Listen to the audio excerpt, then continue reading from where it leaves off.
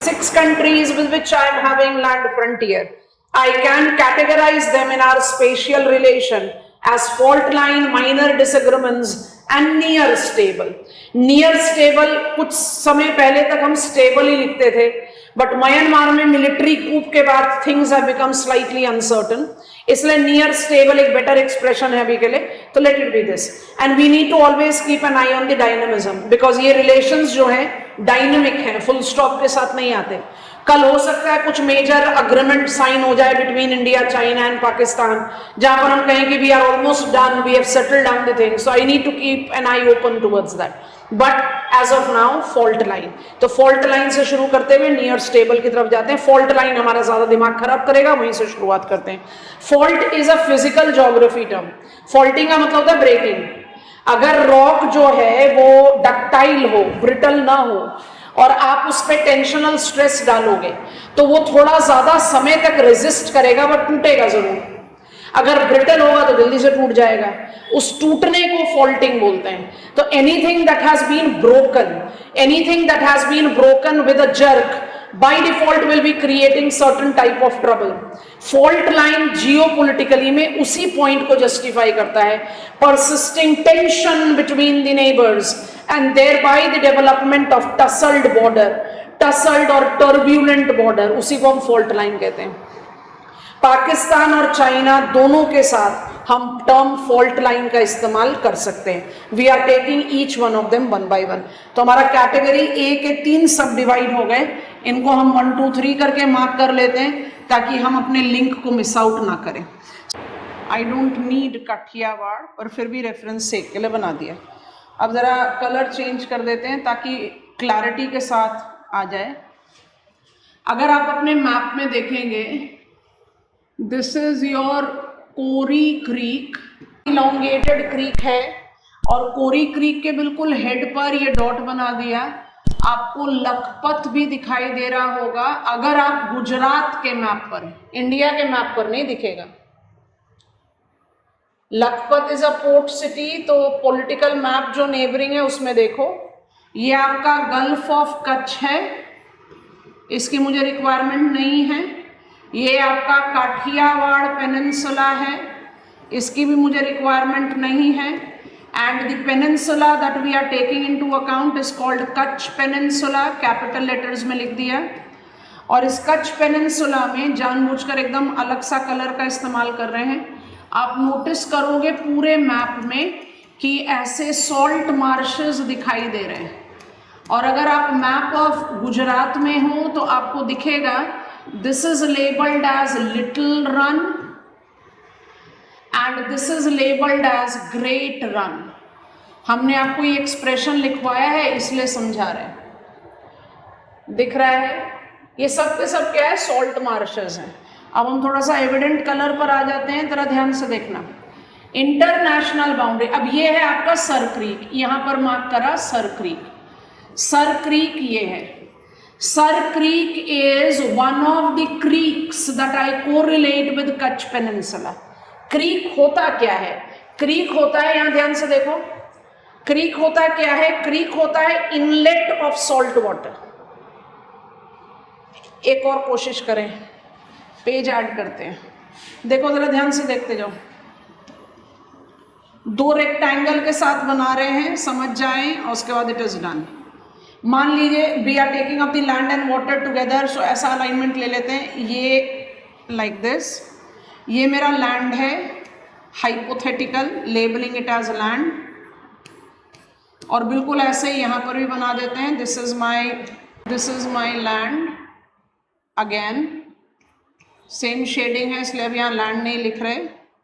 और ये मेरा वाटर है, I am taking water into consideration here. Sea, bay, gulf, कुछ भी कहिए. तो ये सी का इनलेट है, इसको आप बोलते हो क्रीक. बिल्कुल वैसे ही यहाँ पर भी सी है, ये भी सी का इनलेट है. इसको हम क्रीक क्यों नहीं बोलते? क्योंकि आप यहाँ पर क्या नोटिस कर लो तो डिफरेंस क्लियर हो जाएगा. कि मान लीजिए कि यहाँ पर एक रिवर है, कोई रिवर का माउथ है, किसी रिवर का माउथ है, तो आप इसको क्या बोलना शुरू कर दोगे? What is the similarity between creek and estuary? Be here all of you. What is the similarity between creek and estuary? दोनों के दोनों वाटर इनलेट है, सॉल्ट वाटर इनलेट है इनलैंड, ठीक है। क्रीक और एस्चुरी में डिफरेंस क्या होता है? एस्चुरी वो इनलेट है जहां सॉल्ट और फ्रेश वाटर मिक्सअप करते हैं। तो जहां पर एस्चुरी होता है ना, वहां पर डेवलप होता है। अभी थोड़ी देर पहले आपने लिखा ना टाइड, इसलिए ऐड कर रहे हैं। यहां पर होगा टाइडल बोर, क्योंकि नदी क्या करेगी? नदी अपना पानी सी में भेजना चाहती है, और टाइडल राइज में टाइड का पानी जा रहा है लैंड की तरफ, तो दोनों आपस में टकराएंगे ना, and that tends to create the coastal flooding, उसको बोलते हैं टाइडल बोर। तो टाइडल बोर भी जाएगा। ओशियानोग्राफी में टाइड के साथ पढ़ते हैं, नो वरीज अगर क्लैरिटी नहीं आती। एस्चुरी और क्रीक में सिमिलैरिटी इनलेट का है, डिफरेंस है कि क्रीक में रिवर नहीं होते, एस्चुरी में रिवर होती है, और जहां पर रिवर वाटर और टाइडल वाटर का क्लैश होता है वहीं पर टाइडल बोर बनता है। तो क्रीक के साथ टाइडल बोर नहीं बनेगा। सर क्रीक है, एस्चुरी नहीं है। इसका मतलब इनलेट ऑफ वाटर है बट रिवर नहीं है। Are you giving me go ahead? अरे हैंड रेस तो करो class. Are you giving me go ahead? You are. Creek के बारे में बात कर रहे हैं, प्रीवियस पेज में गए, अब ध्यान से देखेंगे। यहां पर मेरा आई am taking up the reference of Kutch peninsula, सब लेबल कर दिया, सर क्रीक को डिमार्केट कर दिया। अब सर क्रीक के एरिया को एनलार्ज कर रहे हैं। सर क्रीक के एरिया को एनलार्ज करके यहां पर कुछ ऐसा बना रहे हैं। ये है मेरा सर क्रीक, ध्यान से देखेंगे, एनलार्ज कर दिया। इंटरनेशनल बाउंड्री जो है उसको डैश डॉट करके बोलते हैं।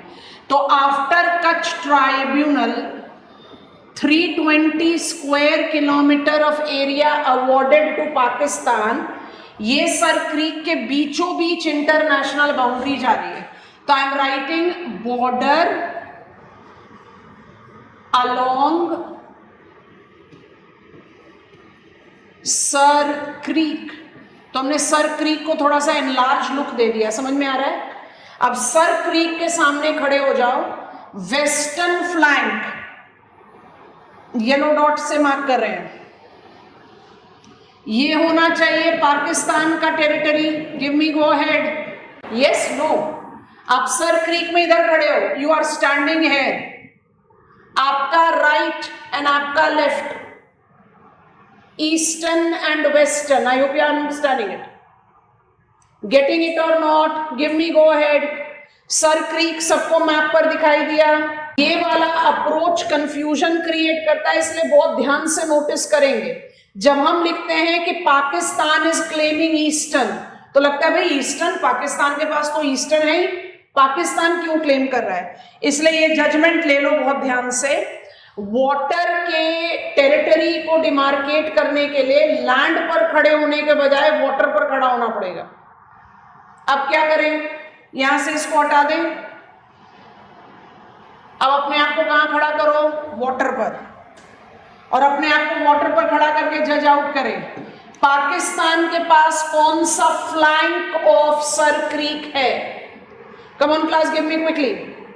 पाकिस्तान के पास वेस्टर्न फ्लैंक है, और वो किसको क्लेम कर रहा है? ये शेड कर दिया।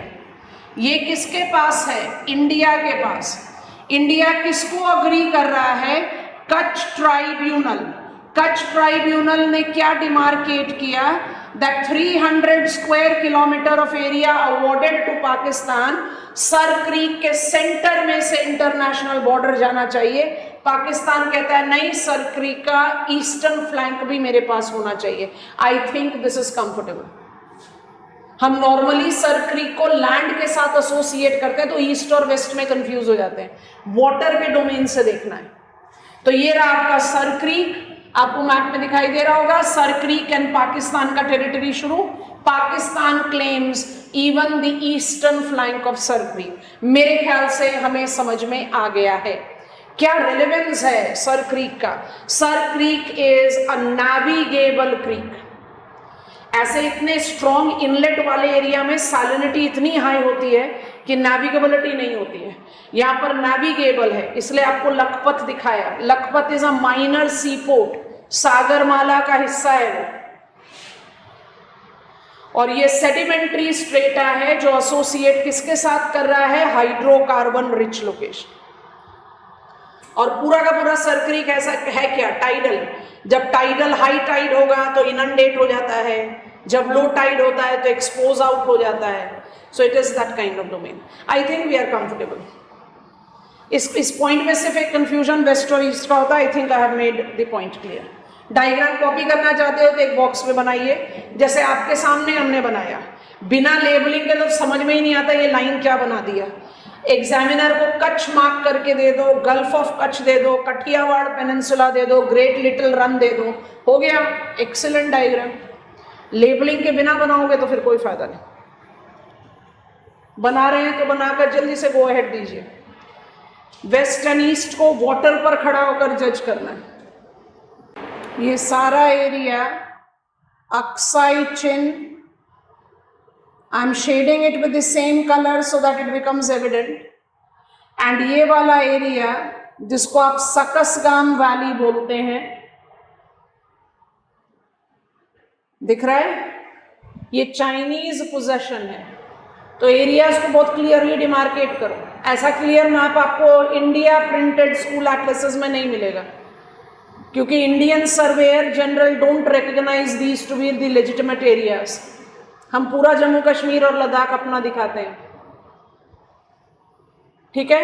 तो ये जो शेडेड एरिया है इसको जूम्ड अप रहने देते हैं। इसको यहां पर लिख रहे हैं सकसगाम वैली।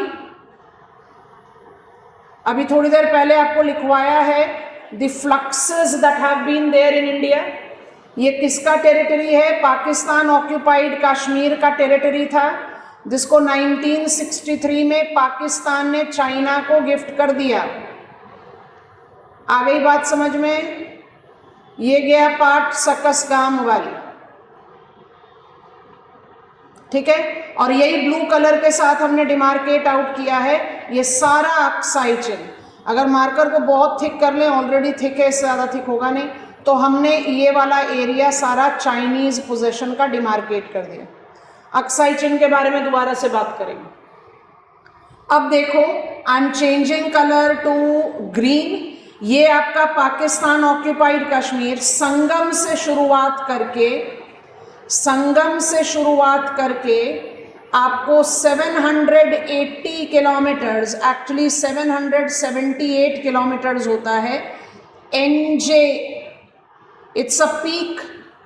NJ 9842 कहने की जरूरत नहीं है, ये हाइट फीट में है। हाईएस्ट पीक तो आपको पता ही है कि 8848 मीटर माउंट एवरेस्ट है, तो ये फीट में है।